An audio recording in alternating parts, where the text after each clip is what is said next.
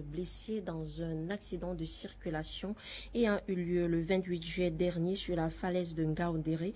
Selon les rapports, l'incident survient alors qu'un bus de l'agence Dané en vitesse perd le contrôle et s'écrase sur des arbres.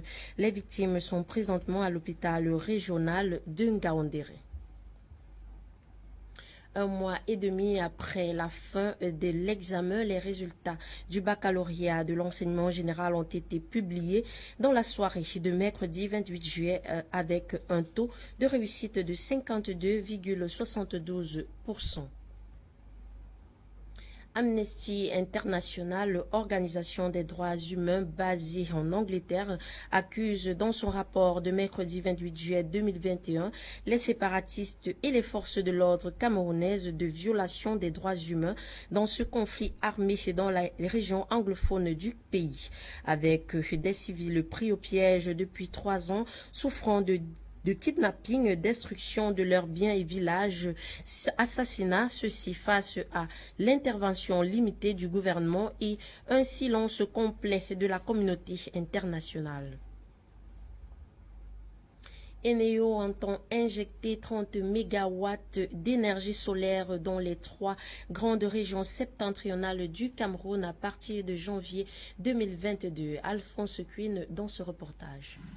30 MW d'énergie solaire dans les 3 grandes régions septentrionales, c'est l'un des objectifs de l'électricien Eneo Cameroun. Cette initiative intervient dans le souci d'atténuer le problème énergétique qui crée le malaise des ménages et plombe les activités économiques dans le septentrion. En effet, face à la baisse drastique du niveau des eaux dans le barrage de l'Abdo, qui a ramené la production de cette infrastructure à seulement 20 MW contre une capacité de 112 MW. Il s'agit d'une nouvelle qui intervient au cours d'une présentation effectuée dans la capitale économique Douala lors du regroupement des différents acteurs du secteur de l'électricité. Par ailleurs, c'est une décision des SACTED qui avait présenté au gouvernement camerounais une offre d'installation des centrales solaires modulaires et mobiles dans les localités de Maroua, Didé et Koussiri. Ce projet a connu l'approbation du ministre de l'Eau et de l'Énergie, Gaston Elumbu Issoumba, avant de faire appel à l'électricien Eneo en vue de finaliser les procédures. Le ministre a affirmé que ce projet réduirait les délestages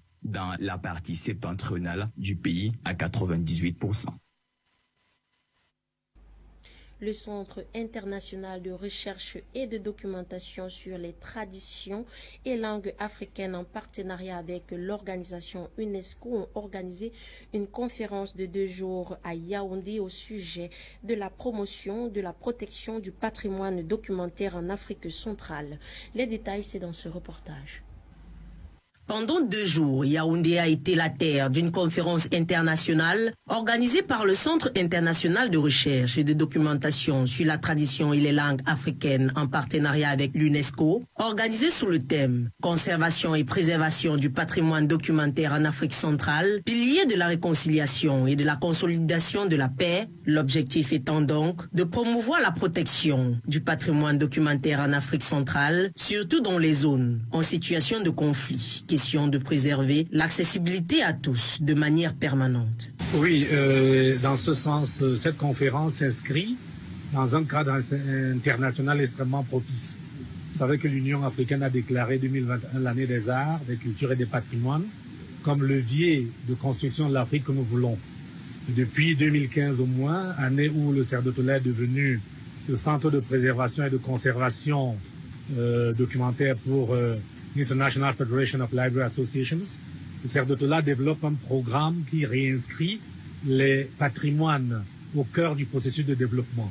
Et donc, par conséquent, cette conférence très spécifiquement montre comment la préservation des fonds documentaires, des patrimoines documentaires en zone de conflit contribue également à la culture de paix et à la consolidation, la reconstruction post-conflit. Concernés par cette conférence, les archivistes, les bibliothécaires, les documentalistes, les historiens, les anthropologues, les décideurs politiques et bien d'autres, et selon ces experts d'institutions de mémoire et professionnels du patrimoine documentaire, il est plus qu'important que les dirigeants africains portent une attention particulière à ce patrimoine au regard du budget qui lui est alloué.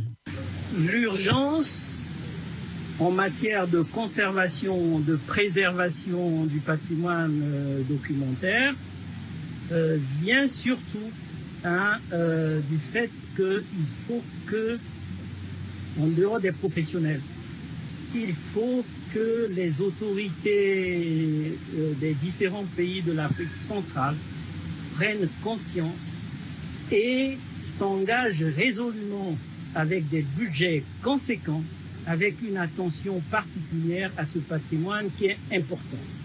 Pour l'instant, on constate que les autorités considèrent que c'est un patrimoine important, mais les actions ne suivent pas.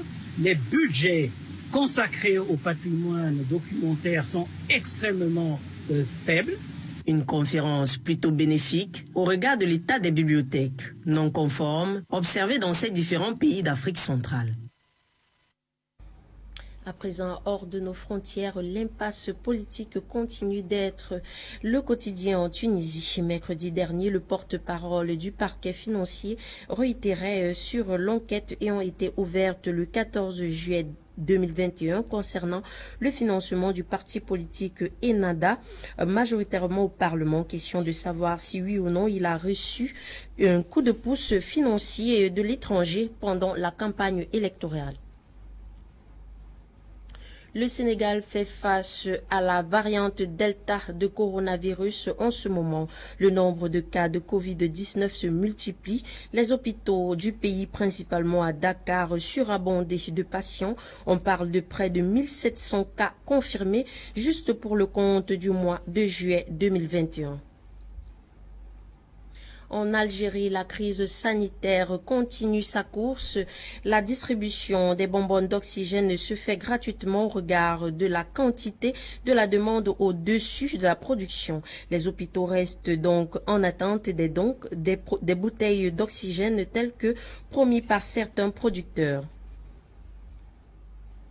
En vue du sommet mondial de l'éducation devant se tenir ce jeudi au Royaume-Uni, le président kenyan a été reçu dans la résidence privée du Premier ministre britannique hier 28 juillet 2021. Plusieurs sujets ont été abordés, à savoir le commerce, la défense, le développement et bien sûr la lutte contre le coronavirus. Et à cela, principalement, le Premier ministre britannique s'est engagé à fournir 800 000 doses de vaccins anti-coronavirus au Kenya. Initiative s'inscrivant dans le programme international COVAX. Ouvrons à présent notre page sportive parlant de la compétition du Grand Prix cycliste international Chantal Biya pour le compte de l'année 2021. La FECA Cyclisme a tenu une importante réunion le 27 et 28 juillet 2021 à Baganté, présidée par Honoré et Yossi. Quentin Etapé dans ce reportage. Au menu des échanges, comment réussir l'organisation du Grand Prix cycliste international Chantal Biya 2021 dans la région de l'Ouest en général et dans le département d'Undé en particulier. C'était la ligne numéro 1, inscrite à l'ordre du jour lors de la réunion préparatoire à l'événement présidé par le chef de file de la FECA Foot, M. Honoré aussi, du 27 au 28 juillet 2021 à Baganté, en présence des autorités administratives et municipales. Nous avons porté le choix sur la ville de Baganté parce que le maire en a fait la demande. La fédération est un organe national et il a souhaité que cette compétition prenne son envol pour la 21e édition à Baganté.